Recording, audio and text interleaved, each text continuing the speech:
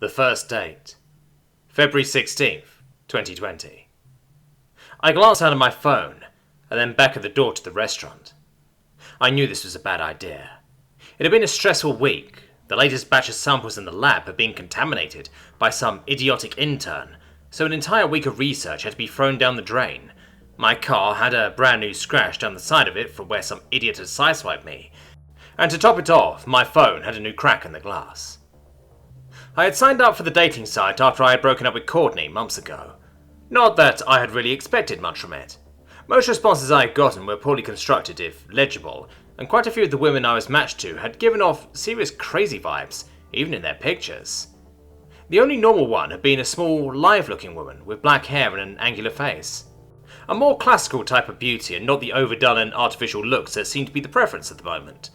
So despite the sucky week, had asked her out through the chat program, thinking I might have one good thing. We had agreed to meet her and she was 10 minutes late, so the week was still not looking like it was going to improve. Getting ready to leave, I started to stand. "John?" asked a voice. I looked up and my heart froze. The woman standing in front of me, wrapped in a thick black jacket, was stunningly beautiful. The picture on her profile was an injustice to her actual features. For a moment, I gaped like a proper idiot at her. "Yes?" I managed to choke out. She smoothly sat down in the chair across from me. "I'm Rogue." As she held her hand out to me, I quickly moved to shake hers and probably knocked over the large glass of water in front of me, spilling it on the table. Sorry." Quickly I threw my napkin onto the puddle and felt myself blushing furiously.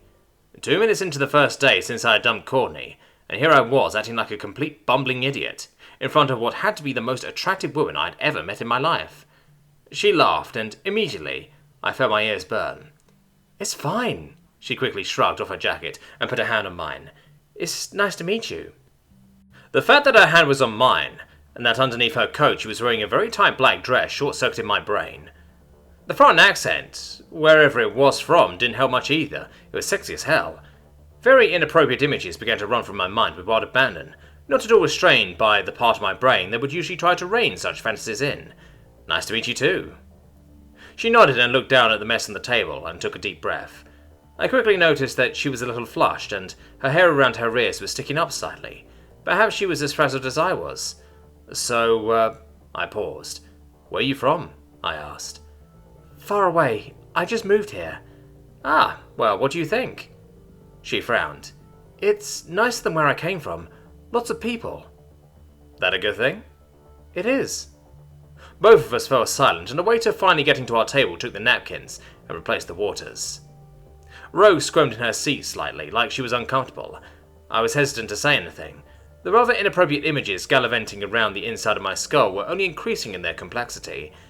I hadn't felt like this since I had been a horny teenager who had just found internet porn. "You want to get out of here?" asked Rogue. "What?" "I'm in a hotel right now while I sort some things out. You want to come back with me?" she asked. I blinked. In the back of my mind, a part of me was saying something was very wrong here. But looking into the woman's eyes, that small voice was quickly silenced. Her eyes held a great sadness inside of them. She was trying to hide it behind a smile, but I could see it. That sadness put everything else in her soul to bear in front of me. She was alone, desperately alone and afraid. She would never admit it. There was too much strength in her eyes, and she could survive if she needed to. The simple fact was that she didn't want to, like everyone else in the world. She wanted someone she could be weak with. Someone with whom no barriers were needed, no masks put in place. I had always been something of a coward when it came to love, and women in general. My last experience with Courtney and her trust issues were evidence enough of that. Seeing the strength in her eyes spurred me on, giving me a righteous kick in the ass to not let whatever this woman was in front of me drift away and out of my life. For once in my life I said, "Fuck it" to the consequences, and I took the risk. Sure. I stood up and the two of us walked out of the restaurant, and into a future that neither of us expected, but which we would embrace together. Forever Forward. March 3rd, 2021. Looking out at the night sky, I stared up at the moon. Ever since Rose's entrance into my life, I had more appreciation for it. It was the closest celestial neighbor to Earth, and the only one we had visited so far, so it held a certain charm. It represented what we could do, and what we were destined to do. It was the gateway to the stars, and the people living out among them. Rogue's ears perked up and she quickly straightened. "What?" I asked, recognizing the signs of alarm. She bolted from my lap without a word out into the backyard. I doubted the squirrels were making a return considering how many she had caught, so I quickly followed her. In the moonlight, I had to keep my eyes focused on Rogue's clothes, since her skin was phasing in and out of her camo. She favoured darker toned clothes, so it still wasn't easy, but I was by this point able to pick her out in the darkness. "Hello," said Rogue to something at her feet, in a tone I'd never heard her use in the entire time we had been together. She was speaking to something at her feet, and stooping down, she quickly collected whatever it was. Darting back toward me, I blinked.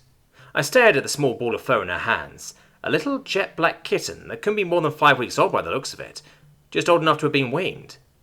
The little thing looked healthy enough, but it was plainly not happy with its current predicament, telling us so with its little disgruntled growls. "I found a kitten!" She held the small thing out to me. The kitten let out another pitiful meow. "Yes, you did. We're not keeping it." "Yes, we are. She's named Nakja." It took me a moment to mentally switch gears and translate. "Darkness? Might have been your language, but it's still not a very original name. We're not keeping a kitten." "Yes, we are," said Rogue, as she raised a small ball of fur and chaos to her cheek. The small thing had seemingly figured out that the alien was its best bet for affection, and rubbed up against her purring. Rogue's own purrs quickly joined in. "No?" "Yes." "We keep it for the night. Then we make sure it has a good home. We are not keeping it," I said. Both Rogue and the small kitten gave me a look that told me I was completely wrong. May 26th, 2021. I woke to the contented purring of the two creatures that were effectively running my life. Rogue was, from what I could tell, hugging most of my lower body, her head resting on my stomach. Nakja was on my chest, curled up into a ball of fur which I knew could in mere moments sprout claws and attack me if I moved. Slowly, as to not to disturb either of the vicious creatures, I picked up Rogue's tablet and dutifully continued to read through everything. I was getting better with her language, and we were trying to speak it exclusively at home. Anthropological data and cultural analysis were not like reading, even in English though, so it was still slow going. I had pierced most of what I would need together, and at this point I was just trying to figure out how to do everything. Some things would be impossible, the correct meal afterwards for example, but she would understand. As I continued to read, the sunlight slowly crept across the bed. A Rogue twitched away from it, trying to stay in dreamland. After several minutes avoiding the rising sun, she finally opened her eyes. "Good morning," I said, as I put the tablet down. "Good morning," said Rogue, as she slowly moved up the bed so she was right next to me. Reaching out, she began to stroke Nakja, who, realizing that it was Rogue petting her, promptly uncurled and pushed her head into Rogue's hand. For several minutes, we all just basked. Moments like these were what had made me realize I was really in love with Rogue. To simply be with someone and not even feel the need to speak, to just enjoy being with that person. Her being an alien was something that didn't even really play into it. That was just who she was, like her skin color or hair. "I have to go out and do some errands today. When will the two of you release me?" Rogue smiled, and shifted slightly so that the sheet covering her body fell away, exposing her skin to the sun, and my eyes. "Are you sure you want to leave?" she asked, plain innocent. It took me a moment to recover from her very obvious and not unappreciated distraction. "No, but I have to get them done at some point." "Later then." Rogue pushed the kitten off of my chest. Ever complacent to her demands, it promptly hopped off of the bed and quickly walked out of the room, no doubt to claw up another corner of the couch. Rogue leaned forward and plotted a kiss on my lips, and I didn't care what the cat was doing to the stupid couch for the next hours or so. Odd requests. "What is it you're looking for?" asked the jeweler. I looked up from the display in front of me. He was dressed impeccably to the nines in suit and a hard contrast to my jeans and t-shirt, but I paid it no mind. "Titanium. What do you have in titanium?" I asked. The man frowned. "What specifically are you looking for?" I pulled out the rough sketch I had made, copied from Rogue's tablet, a cuff bracelet of sorts fitted to go over the forearm. The man picked up my rough sketch. "And you said you wanted this made of titanium. That would make it quite expensive in raw material alone." "That's fine. Do you know I can get a bracelet like it?" The man considered me for a moment. "I would have to call our warehouse. If you're willing to pay a stocking fee, I can have a selection of bracelets like this in by tomorrow." I pulled out my credit card. So, you want the meal to have meat that is hardly cooked? Asked the owner. I nodded. 2 meals, actually. I only mind a little more on the well done, but my girlfriend's foreign and her largest complaint about American cooking is that we burn our meat. The owner smiled and waved his hand. That's easy enough, we get these kind of requests all the time. She French? Something like that, I said. The man chuckled. Alright, are there any other special considerations? We're going to need to heat her up on the deck. It's not supposed to be cold, but she's anemic, so she gets chilled easily. That's easy enough. Other than that, I have no idea. What do people usually do? I could try and upsell you a whole lot of other fluff, but none of you are going to remember it. I'm also getting the impression it won't matter. What makes you say that? The man smiled. This is not cheap, and if you don't mind me saying so, you don't look like you're flush with money. This would be special without any extra embellishment. The extra stuff is for the rich guys and their arm candy. I can't charge the ones who are really in love that kind of fee. How can you tell we're really in love? The old man leaned back in his chair. I can tell. You look about as giddy as I felt back then. You at least love her, so I'm betting she loves you. Making it home for the night, I found the house dark, like it had been when Rogue was at the peak of her cycle. Opening the door, I found that the heat was cranked to the max despite the much warmer weather outside as well. Stepping inside, I slowly crept around the dark hallways of the house. Rogue?